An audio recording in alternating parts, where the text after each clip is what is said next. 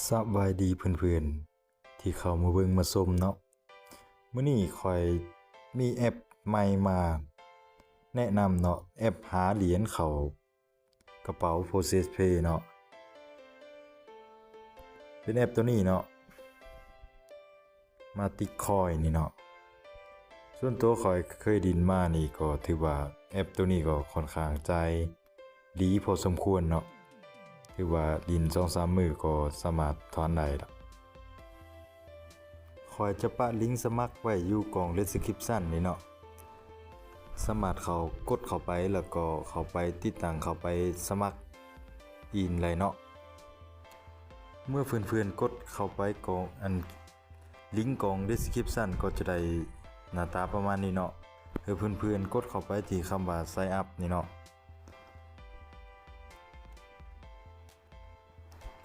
แล้วหลังจากนั้นเพื่อนๆเสิร์ชอีเมลที่เพื่อนๆเสิร์ชอยู่เนาะว่าแล้วก็ตั้งรหัสผ่านเนาะ2ที่2นี่เนาะตั้งรหัสผ่านรหัสเลิกก็ได้ที่ว่ารหัสผ่านเข้าแอปตัวนี้เนาะที่3นี่แม่นเสิร์ชรหัสผ่านอีกครั้งเนาะที่เฮาตั้งมาเนาะเสิร์ชรหัสผ่านอีกครั้งแล้วก็เข้าไปแก้แคปซ่าเนาะกดเข้าบ่นี้เนาะ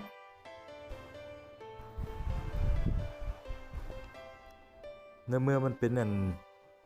ไม้ติ๊กสีเขียวนี่ถือว่าโอเคเนาะเพื่อนๆกดไปคำว่า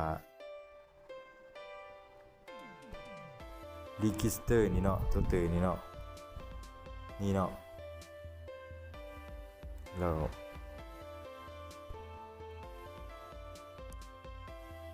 หลังจากที่เพื่อนๆ sign up หรือว่า register แล้วเนาะมันจะได้รูปร่างหน้าตาประมาณนี้แหละแล้วก็มันจะมีรหัสที่ว่าเขาส่งมาทางอีเมลเนาะแล้วก็ไปเอารหัสส่งมาทางอีเมลนะกด verify เข้าไปแล้วมันก็จะได้ประมาณนี้แหละหลังจากนั้นเพื่อนๆถือว่ากดไปที่นี่เนาะ sign in นี่เนาะกดเข้าไปที่ sign in แล้วก็เพื่อนๆเซอร์อีเมลที่เพื่อนๆสมัครเนาะตัวนี้เนาะเซอร์อีเมลส่งถึงเราส่งต่อมานี่เซอร์รหัสผ่านที่ตั้งไว้เนาะที่ว่าเราก็ไปแก้แคปซ่าบอนนี้มันเป็นติ๊กทึกแนวนี้เนาะ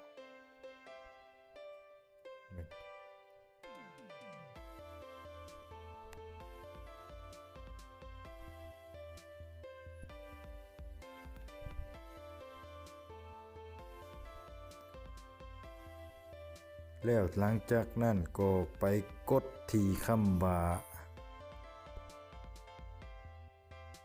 ล็อกอินนี่เนาะพี่เนาะกดล็อกอินเข้าไป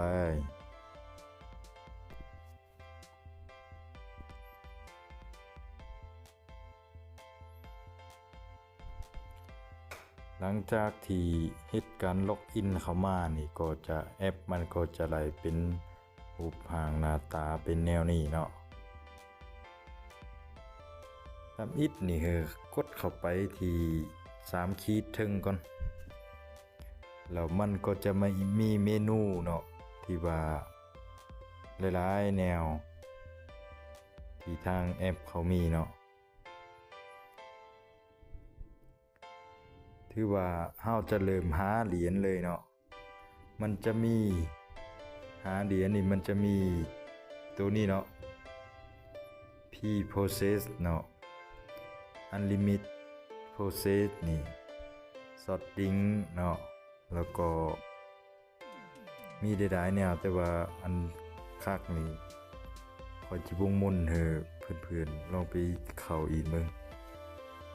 ตัวนี้เนาะที่ว่าตัวอิงง่ายแล้วมีเขาเอิ้นมาพลังงานหลายมากแล้วเฮาจังมาเข้าตัวนี้ตัวโรบอทนี่ก็ค่อนข้างง่ายเนาะ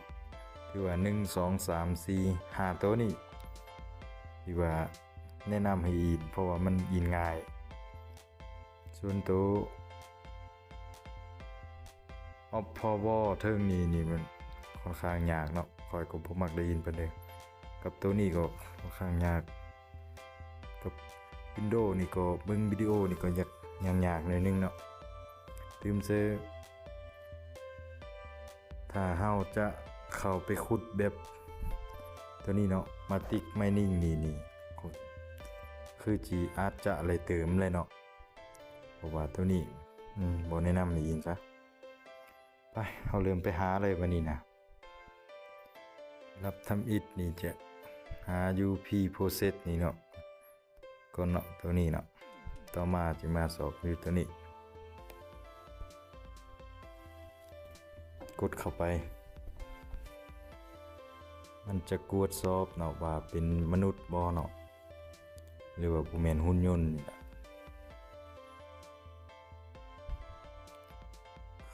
เข้าไปแก้แคปซ่าเนาะถือว่า select pack ทุ่งศาสตร์เนาะกดให้มันถึกแล้วก็เลื่อนขึ้นแล้วก็กดไปทีนี้เนาะเคลมนาวนี่กดโอเคถือว่าเรียบร้อยเนาะนี่ถือว่าถ้าตึม2 นาทีปลายนี่มันจะขึ้นมาตึมเนาะเฮาก็เข้าไปสอบอันอื่นท่าวันนี้เข้าไปที่Unlimit process นี่เนาะอันผิดอันถูกเลยเนาะภาษาอังกฤษนี่ก็แม่นภาษาเฮาเนาะตัวนี้ถือว่าเลื่อนขึ้นมาแก้แคปซ่าเนาะถือว่าเบิ่งนี้เนาะแก้แคปซ่าเลือกคำเลือกรูปที่ตรงกับคำนี้เนาะเอาแล้วก็เลื่อนขึ้นกดเคมนาวเลยเนาะ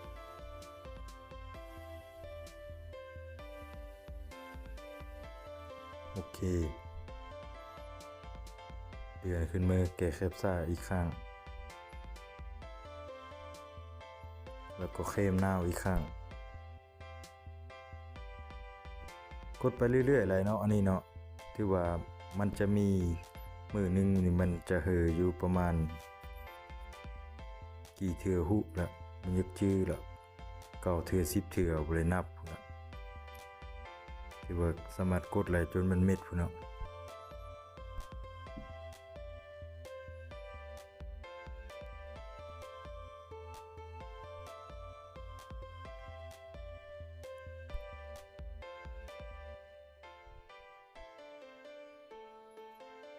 ไปวันนี้ลองไปสอบตัวอื่นก่อนอันนี้ถือว่าเฮ็ดให้เบิ่งเป็นตัวอย่างก่อนเนาะ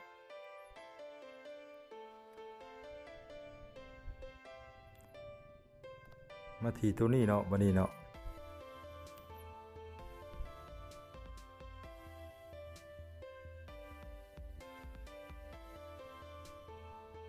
ถือว่าเบิ่งเนาะเบิ่งโฆษณาเนาะตัวนี้เนาะ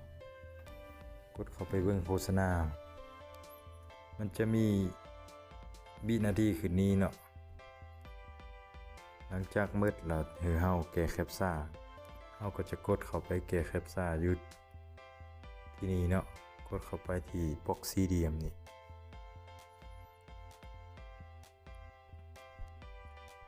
จะแก้แคปซ่าแล้วก็คือกดคำว่า Verify ตัวเขียวๆนี่เลยเนาะ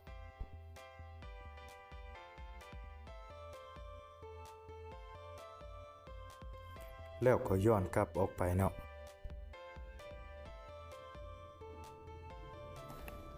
เหรียญที่เฮาหามาไหลมันก็จะมาสะสมอยู่เทิงพี่เนาะตัวนี้เนาะ